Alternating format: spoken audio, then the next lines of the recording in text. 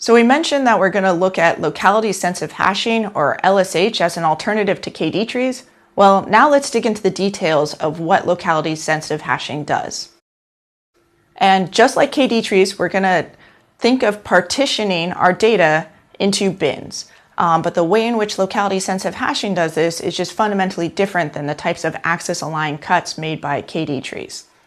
And in this section, we're going to return to an example that we used in the classification course, which is, imagine we have reviews of restaurants, so we have text from those reviews, and we're just going to count how many times we see the word awesome versus the word awful.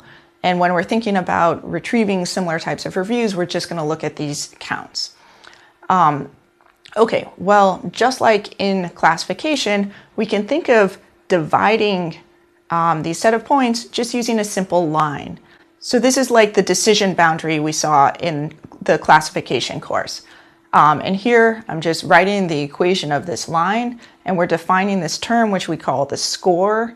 So it says for any input in terms of counts of the number of awesome and the number of awful, I'm going to score that review. And everything that falls below this line has a negative score, and everything that's above this line has a positive score.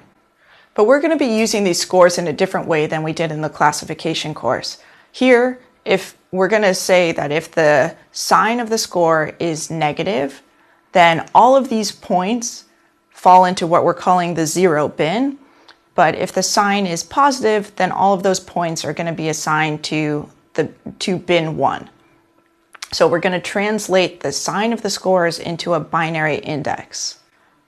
And then we can use this for nearest neighbor search in the following way. So if we get this green query point here, then we're only going to search for nearest neighbors in its bin, so all these other orange points. So here we're only searching for nearest neighbors with the points whose score is less than 0.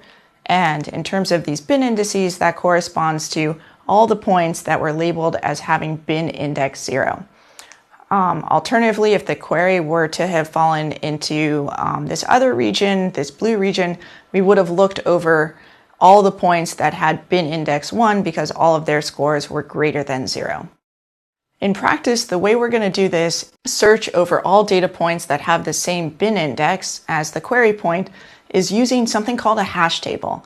And what a hash table does is for each of our bin values, bin 0 or bin 1, we're going to call that the key, and then we're going to associate with that key a set of values, a list of points that are the indices of the data points that have that bin value.